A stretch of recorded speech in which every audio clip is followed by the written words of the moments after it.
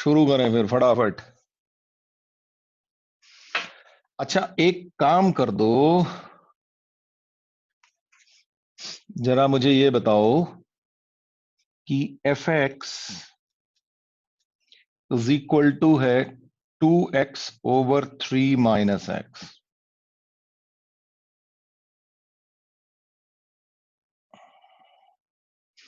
और जी एक्स है 3x/x+2। Okay, और क्वेश्चन ये है कि use composition to verify that f and g are inverse of each other। अब ये तो बात पक्की है कि ये सवाल कंपटीशन में तो आएगा नहीं, कहां पे आएगा? बोर्ड में आएगा। तो बोर्ड में आएगा तो जरा देखो क्या करना क्या होगा। अगर एक दूसरे के इनवर्स हैं तो एफ ओ जी और जी ओ एफ आपको क्या करना है, क्या हो जाने चाहिए? एक्स आ जाए तो आपका मतलब ये हो जाएगा कि ये दोनों एक दूसरे के इनवर्स से। कल दिखाया था ना, याद देख लेना। मतलब एफ ओ जी और जी ओ एफ, अगर ये सब दोनों के दोनों एक्स आ गए तो इसका मतलब ये होगा कि ये जो है एक दूसरे के इनवर्स हैं। जरा फटाफट निकाल के देख लो, एक ही निकाल लो भाई, दोनों निकालने की जरूरत नहीं है। मतलब एफ ओ जी निकाल लो, बस एक्स आ जाए तो ठीक है। 3x/x+2। अब f क्या कर रहा है, इसको ट्वाइस कर रहा है, और उसके बाद 3 - 3x/x+2 कर रहा है। अब जल्दी से बता दो, कोई मुझे किसी का आ भी गया आंसर शायद। या चलिए जी, ये बता दो कि ऐसा हो पाया कि नहीं हो पाया। फटा, ये तो सीधा सीधा आ गया 6x/x+2। यहां पे आ गया 3x+6 - 3x/x+2। ये x+2 से x+2 कैंसिल हो गया, 3x से 3x कैंसिल हो गया, 6 से 6 कैंसिल हो गया, x आ गया। ठीक है, क्लियर हुआ कि नहीं हुआ? जल्दी बताओ। ऐसे ही आपका GOF भी आप निकाल सकते हैं भाई। मेरी आवाज आ रही है कि नहीं आ रही है, जरा बता दो भाई। चलिए, ये क्वेश्चन है आपका। f map from w to w, यानी कि whole number to whole number, and it is defined as fx is equal to x - 1 if x is odd, x plus 1 if x is even. Show that f is invertible and find f inverse।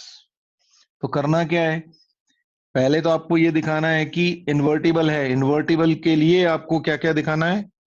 1 1 on 2।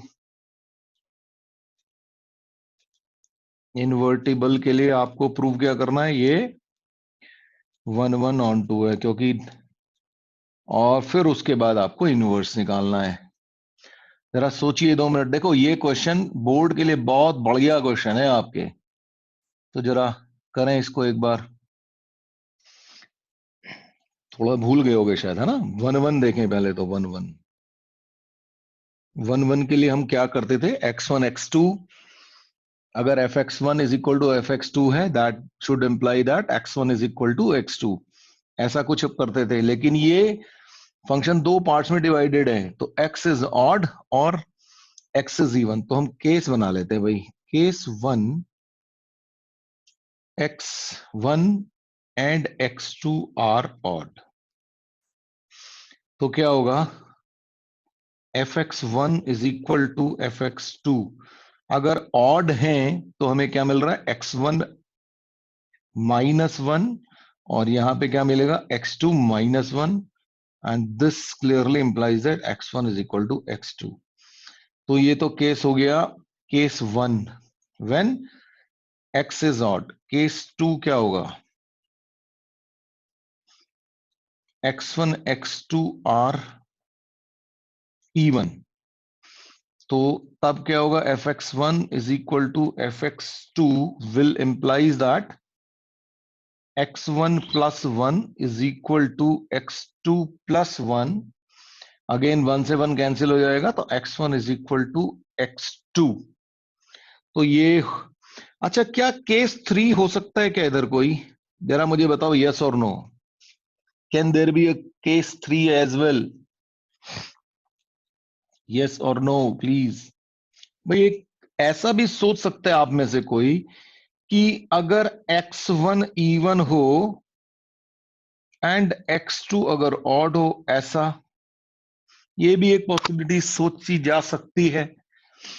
तो अब तो ये तो clear ही हो गया कि अगर x1 odd है, x1 इवन है और x2 ऑड है, तो x1 is not equal to x2। ये तो क्लियर ही है फंडा, है ना? तो अब देखें क्या अगर ऐसा है, तो fx1 and is equal to fx2 अगर हम करें तो x1 इवन है। इवन है तो क्या दे रहा है ये, x प्लस वन, यानी कि ये दे रहा है x1 plus one. fx2, x2 is odd, तो ऑड के केस में क्या दे रहा है ये, x2 माइनस वन। इसका मतलब ये हो गया कि x1 minus x2 is equal to हो गया -2। अच्छा क्या ऐसा हो सकता है क्या, difference of even and odd, क्या -2 हो सकता है क्या? मान लीजिए एक इवन है 8, ठीक है, और एक ऑड है 1, तो क्या आता है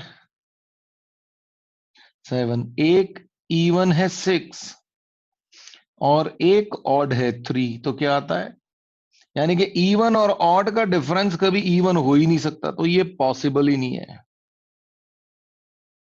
है ना? तो इसका मतलब अगर x1 is not equal to x2, इसका that which implies that x1 is not equal to fx2। यही हमें चाहिए था। सिमिलरली आप उल्टा करोगे तो भी ऐसा ही आ जाएगा, तो इसका मतलब भैया ये 1 1 तो हो गया, ठीक है जी। So this function is 1 1। अब बताएं ऑन टू।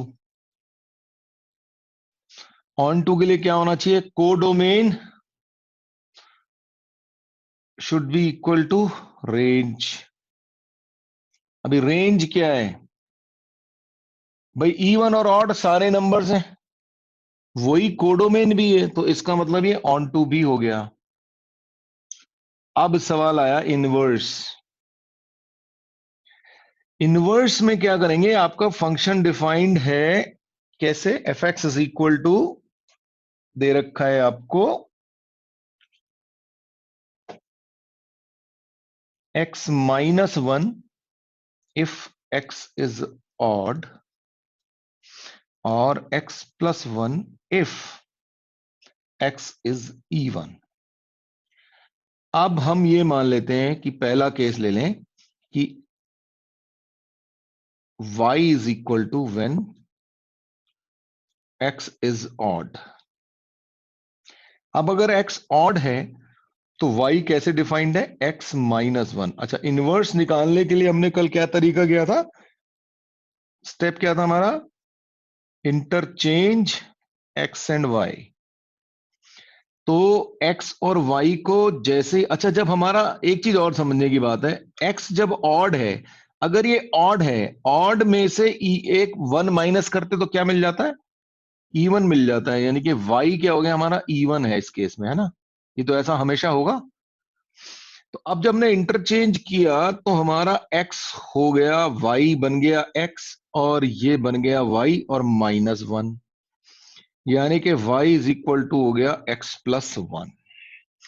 अच्छा, जब हमने इनको इंटरचेंज किया था तो x ऑड था और y इवन था, तो अब x क्या हो गया, इवन होगा, और ये ऑड होगा।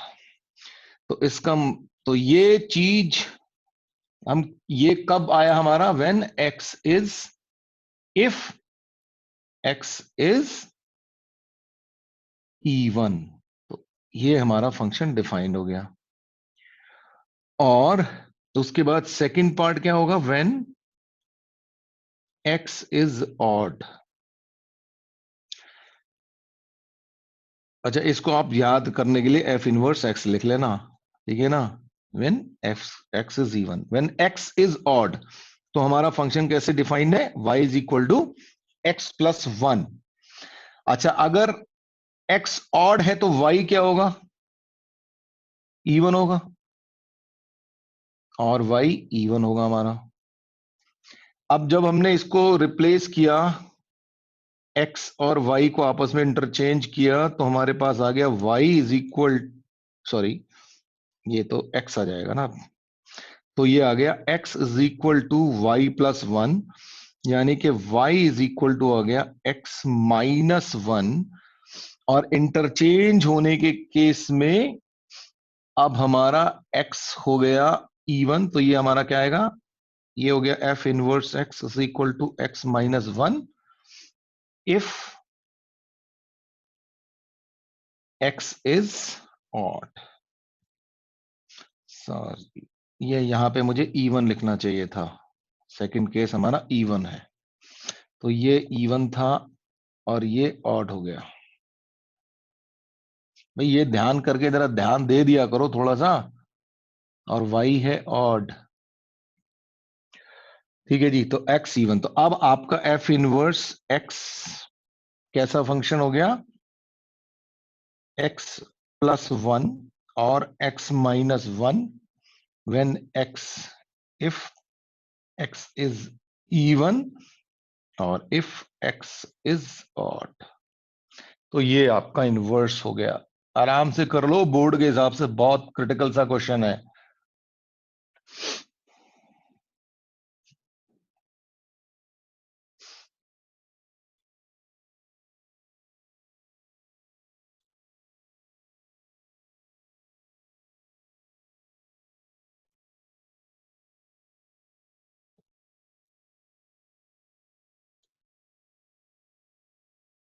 देख के खुशी हो गई कुछ। Function is, as far as your board is concern, it's over. बस एक लास्ट पार्ट बचा है, वो अभी हम शुरू कर रहे हैं, ठीक है, वो कंपटीशन के हिसाब से। तो चलिए जी,